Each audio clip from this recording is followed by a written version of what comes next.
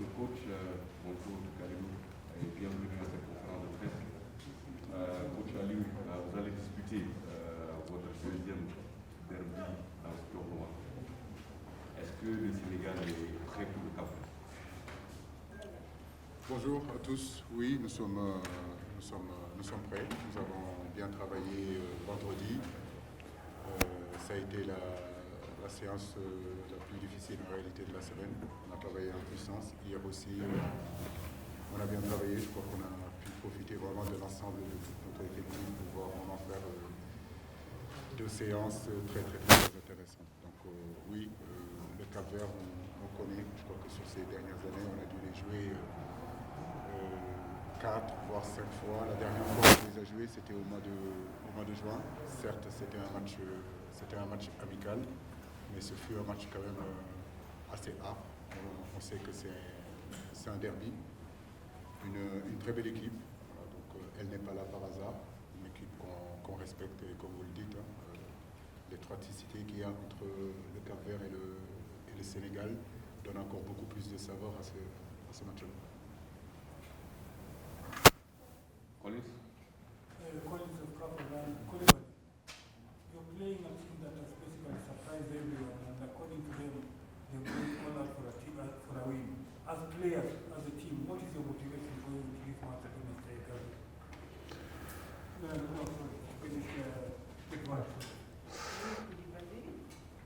Vous jouez contre une équipe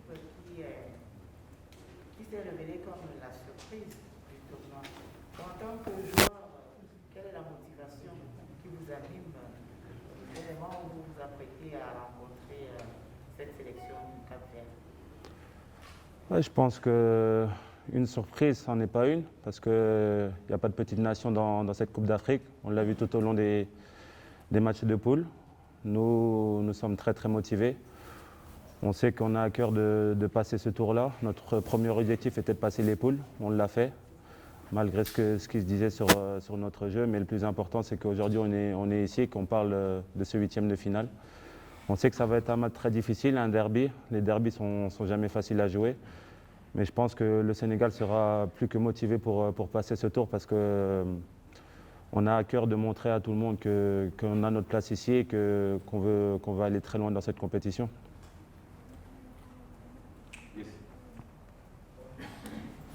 Bonjour coach, Bernard Ramirez. S'il te plaît, là, tout de suite, une question. Après, si on a le temps, tu vas poser la deuxième, s'il te plaît. D'accord. Alors, une question à Kalilou. On vous a senti en difficulté lors du match contre le Malawi, compte tenu peut-être de tout ce qui s'est passé avant. Aujourd'hui, à 2 jours du match, comment vous vous sentez physiquement? Comment vous sentez le groupe sur le plan physique? Dans l'entente du climat et du travail que vous avez pu faire pendant tout ce temps. Il y a beaucoup de bruit dans la salle. C'est quoi le problème derrière? Merci. Désolé. Je pense qu'aujourd'hui, il ne faut pas parler des individualités, il faut plus parler d'un collectif. Après, c'est vrai que sur le premier match que j'ai joué, c'est vrai que les gens attendaient plus de moi, mais moi, je ne suis pas du tout inquiet par rapport à ça. Je sais que le Sénégal est prêt pour jouer ce huitième de finale. Nous sommes tous prêts, nous avons bien travaillé. Ces deux derniers jours, nous avons travaillé très fort. Nous avons encore aujourd'hui et demain pour préparer le match du Cap-Vert. Ça va être un match très difficile. Mais je pense qu'il ne faut pas s'alarmer sur des choses qui n'ont pas lieu d'être. Je pense qu'il faut surtout se concentrer sur le Cap-Vert, gagner ce match, ne pas penser aux individus, mais penser surtout au collectif. Et on joue pour le pays, on joue pour une nation. Donc les états d'âme, les méformes, on va dire les excuses que tout le monde cherche pour expliquer les matchs, nous on met ça de côté, on pense seulement à gagner le match du Cap-Vert, et c'est comme ça qu'on va aller le plus loin possible. Et Inch'Allah, on est tous concentrés sur ce match-là et l'équipe est très motivée pour aller de l'avant. Bonjour à vous, avec un vrai Karachi. Qu'est-ce qui vous rend confiant dans le fait que votre équipe, face au Cap-Vert, peut retrouver toute sa confiance, tous ses automatiques, toutes ses qualités physiques pour enfin montrer son vrai visage dans ce tournoi? Le travail, encore le travail. Je crois que c'est pour retrouver de la confiance, il faut travailler. On n'a pas eu la possibilité de pouvoir le faire, si vous voulez, avec l'ensemble de notre effectif. Depuis quelques jours, tout le monde est là, tout le monde est présent, mais comme je vous le dis, quand vous êtes absent des terrains pendant une semaine et que vous êtes footballeur professionnel, footballeur de haut niveau, il y a une étape à passer sur le plan physique pour à un moment donné retrouver sa forme d'antan.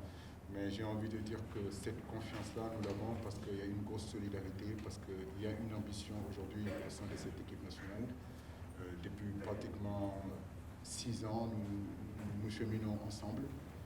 Aujourd'hui, c'est vrai que nous faisons un début assez difficile, c'est vrai, mais je crois qu'on a déjà montré dans le passé qu'on était capable de jouer à un niveau assez intéressant.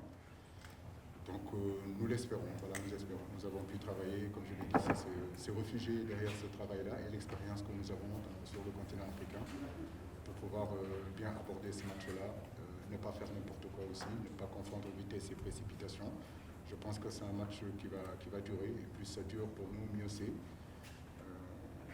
Donc voilà, en gros. Ouais.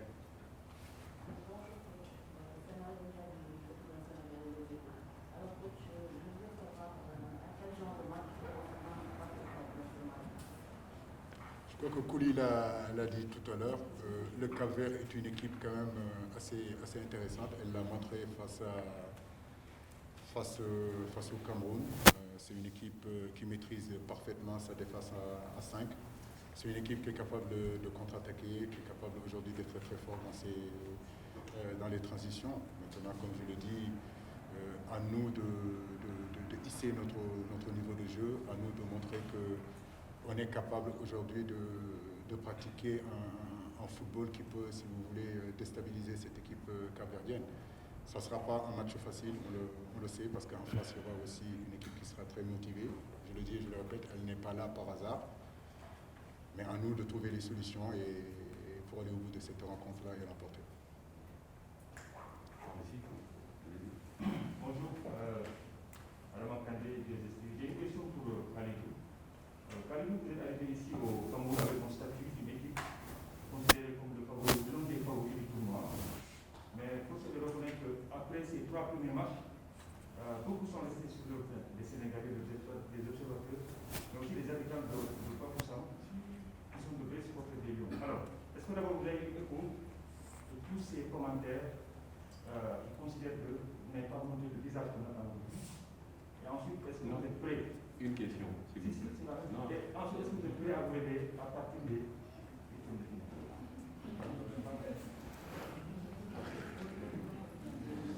Je pense que l'étiquette de favori, c'est vous qui l'a donné, la presse, les gens à l'extérieur.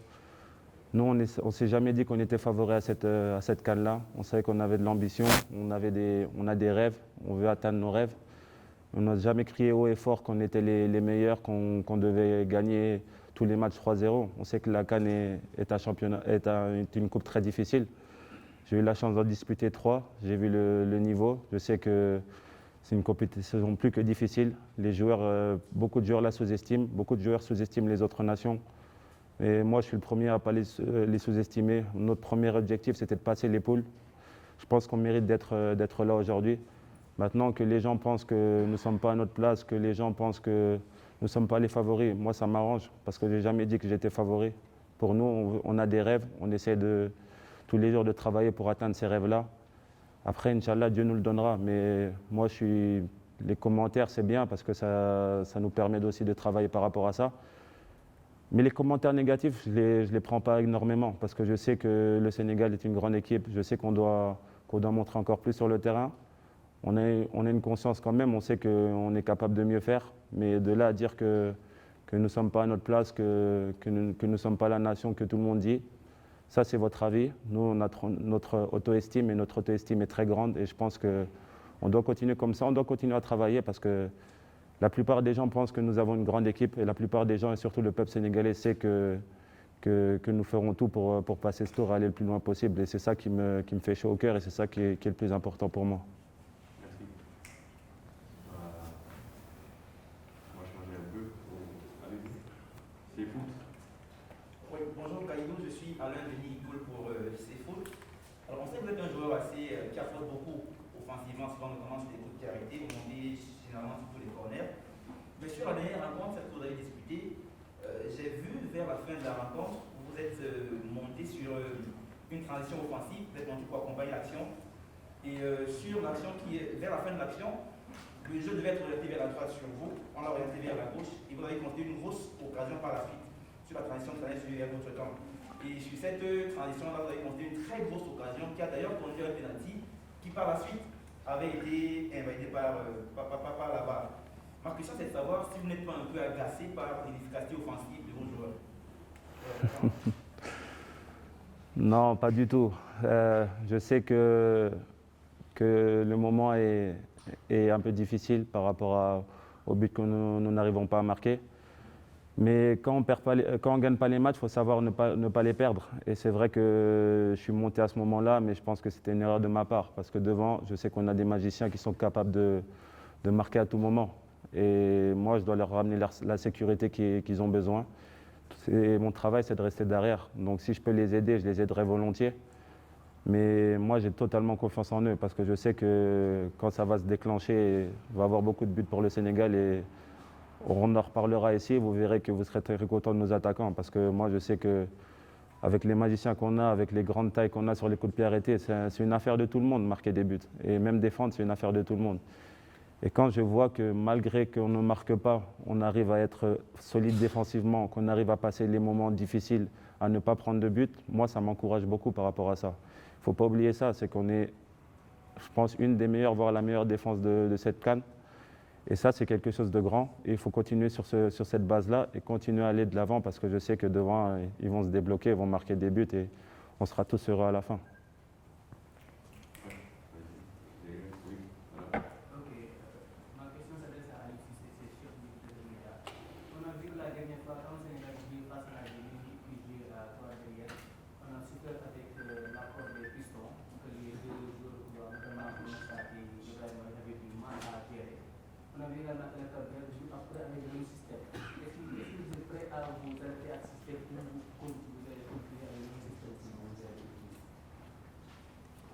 Oui, c'est vrai que la Guinée nous a créé par moments des difficultés avec leurs pistons, notamment sur notre côté droit avec Silla.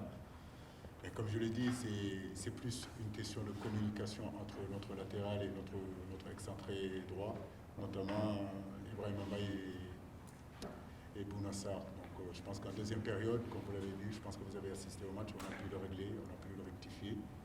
Et on a fait une assez bonne mi-temps sur ce match-là. Donc pour moi, c'est surtout cette animation défensive-là. À un moment donné, pour pouvoir le régler, il faut de la communication. Il faut que les mecs qui sont derrière arrivent à communiquer ceux qui sont devant et qu'on arrive à coulisser fortement sur le côté pour justement pouvoir gérer ces pistons-là. Mais comme je l'ai dit, on a bien travaillé là-dessus. J'ai espoir en tout cas que ça se passera bien demain. Manu? Oui, vas-y. Merci. Amélie ici, pour 221, voire de l'Amérique. Coach, je sais que vous êtes concentré sur le match contre le Cap-Vert, mais j'aimerais aussi savoir votre avis par rapport au tirage au sort qui a été effectué hier. Le Sénégal tombe sur l'Égypte. Qu'est-ce que cela vous inspire? Merci. C'est deux grandes nations de football. Le Sénégal, l'Égypte n'est plus à présenter. Au sein de ces deux effectifs se trouvent aussi deux grands joueurs qui ont un nom au niveau international. Je parle de Mané, je parle de Salah. Mais pour l'instant, je crois que nous sommes surtout concentrés sur cette CAN-là. Les éliminateurs de la Coupe du Monde, le Sénégal a largement le temps d'y revenir. Pour l'instant, le match le plus important pour nous, c'est le match du Cap-Vert. Et nos esprits, notre force, notre énergie, on veut vraiment le canaliser et penser à ce match-là. Après la CAN, on verra ces éliminateurs de la Coupe du Monde. Mais c'est une belle affiche en tout cas.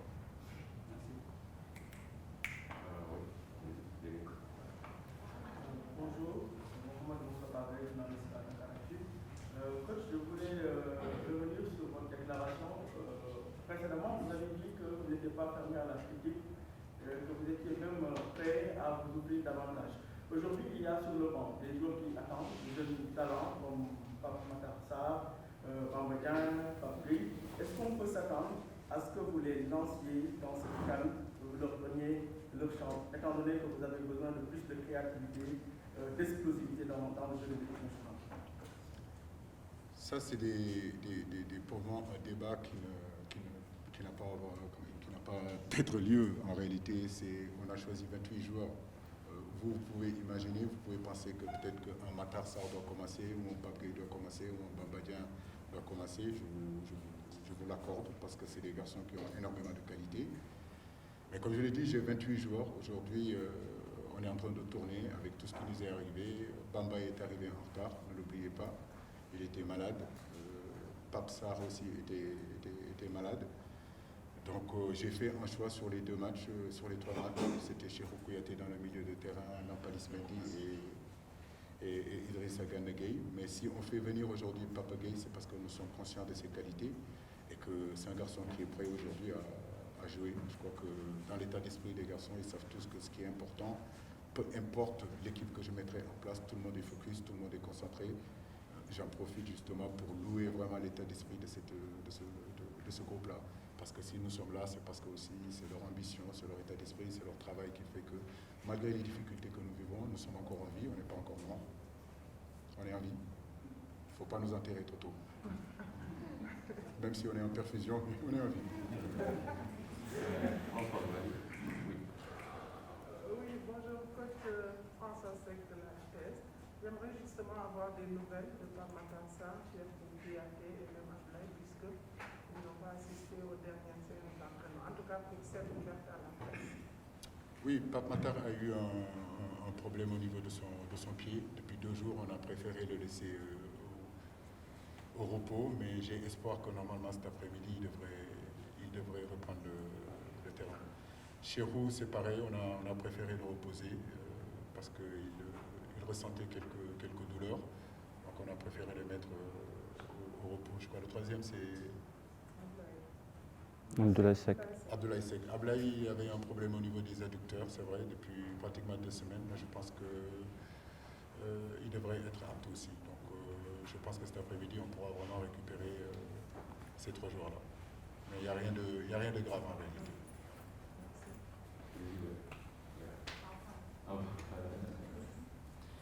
Bonjour, Tapi. Tapi, ma question s'adresse à vous. À la veille du match du Sénégal-Cap-Vert, quel discours donnez-vous à l'endroit de vos Le discours, ça sera le même que j'ai eu tous les matchs qui sont passés.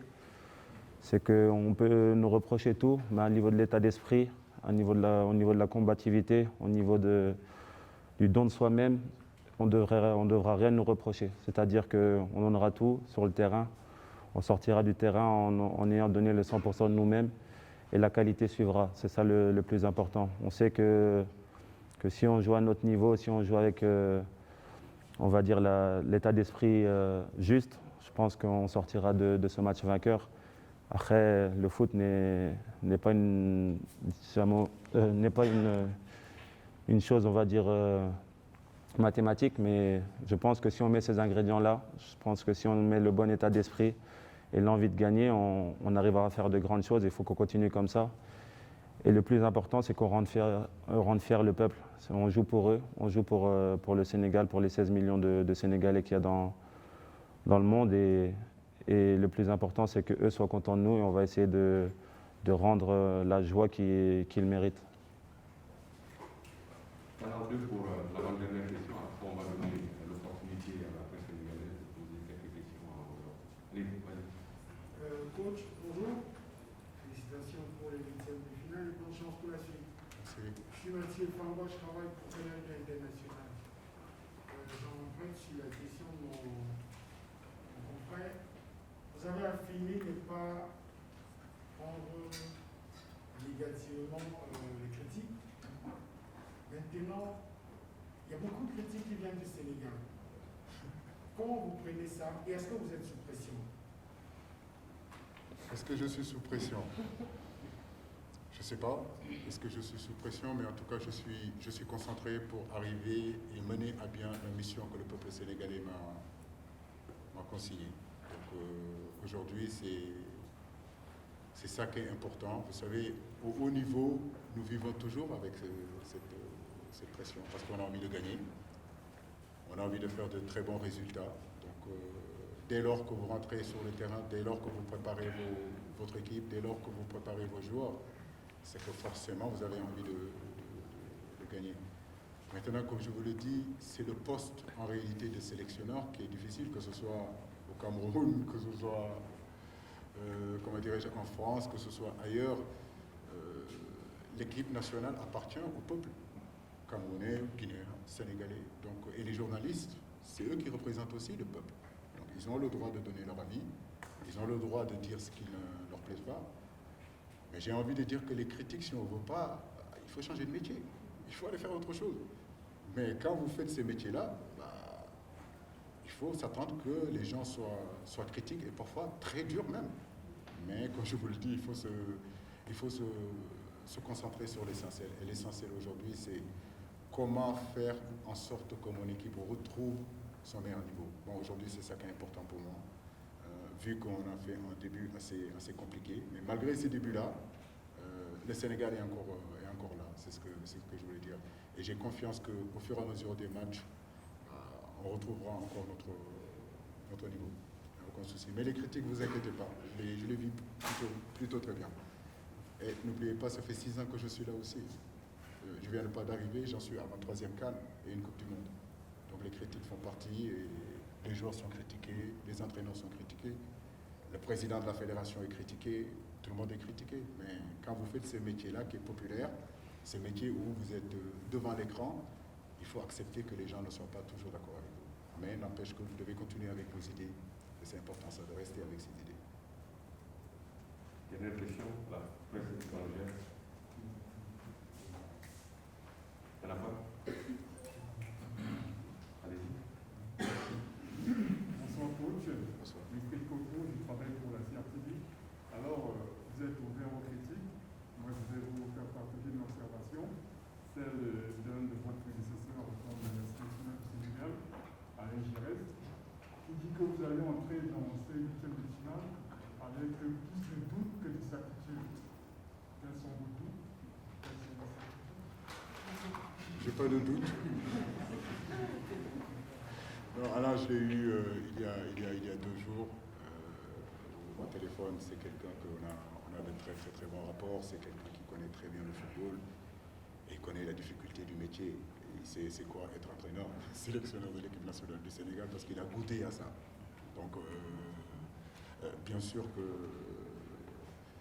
aujourd'hui, avec les performances qu'on a fait lors de ces 3 premiers matchs-là, c'est normal que le Sénégal soit critiqué, c'est normal qu'aujourd'hui que les gens, eux, doutent de nous. C'est eux qui doutent de nous. Mais nous ne doutons pas de nous. Nous connaissons notre force. Mais comme je le dis, parfois il y a des aléas dans la préparation d'une équipe qui font que, par moment, vous ne débutez pas bien. Mais ça n'a rien à voir avec le doute. Mes joueurs ne doutent pas. Kalilou, il est là, il le sait. Il y a plutôt une bonne ambiance au sein de cette tanière-là, mélangée d'une grande concentration. Donc, oui, c'est vrai qu'on est venu avec beaucoup de certitudes. Et comme je le dis encore, beaucoup de choses ont fait que ces certitudes-là peut-être se sont effritées, mais ce n'est pas non plus le désarroi dans la tanière. On est concentré, et ce match du Cap-Vert, comme je l'ai dit, nous devons nous concentrer sur ce match du Cap-Vert, au lieu de parler des 3 matchs qui sont passés, c'est fini maintenant. Après-demain, on aura vraiment un combat très difficile face à une très bonne équipe du Cap-Vert, très bien organisée, qui viendra ici pour justement faire tomber le Sénégal. Donc à nous de nous préparer en conséquence. Des questions en haut?